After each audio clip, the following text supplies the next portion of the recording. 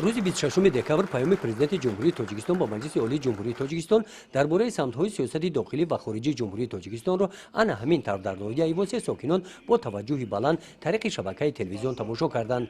در تالار مقامات اجرایی حاکمیت دولتی ناحیه برای تماشای پیام نوبتی پرزیدنت جمهوری تاجیکستان همه شرایط‌ها مهیا کرده شدند.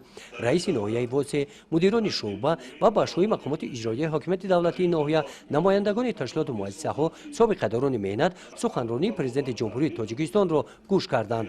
برای تماشای پیام پرزیدنت جمهوری تاجیکستان با مجلس عالی جمهوری تاجیکستان در این روز در همه تشکیلات و مؤسسه‌ها شرایط‌های مساعد فراهم آورده شدند. در مؤسسه دولتی تعمیر و نگهداری راه‌های اتومبیلی ناحیه کارگران 40 نفره این مؤسسه پیام امساله پرزیدنت جمهوری تاجیکستان را کلکتیوانه آن همین تماشا کردند. در این روز اهل کارمندان مؤسسه دولتی کمک اولیه تیبی سانیتاری ناحیه واسه پیام سالانه پرزیدنت جمهوری تاجیکستان را تماشا کرده در سمت بهتر نمودن خدمت رسانی تیبی سانیتاری و دیگر نقطه‌های پیام راهبری دولت توجه کلان ظاهر نمودند. در همه مرکزهای سلامتی 39 آمبولاتوریا، 21 بنگاه‌های سلامتی و یک مرکز سلامتی تلویزیون‌ها گذاشته شده کارمندان این ساحه پیام پرزیدنت جمهوری تاجیکستان را با توجه بلند شنیدند.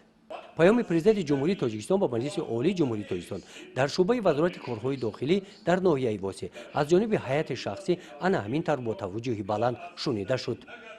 برای باز هم بهتر نمودن سطح فعالیت کسبی خود از پیام این ساله کارمندان ملیسا برای خود خلاصه های ضروری را قید کرده گرفتند. در این روز بخشیده با پیام پرزیدنت جمهوری تاجیکستان در لیسه کسبی تکنیکی ناحیه در تالار مجلسگاه و سیمخانه و کسب آموزان و تعلیم گرندگان این مؤسسه پیام پرزیدنت جمهوری تاجیکستان را با توجه بلند گوش کرده نقطه های مهم آن را برای خود قید کرده گرفتند.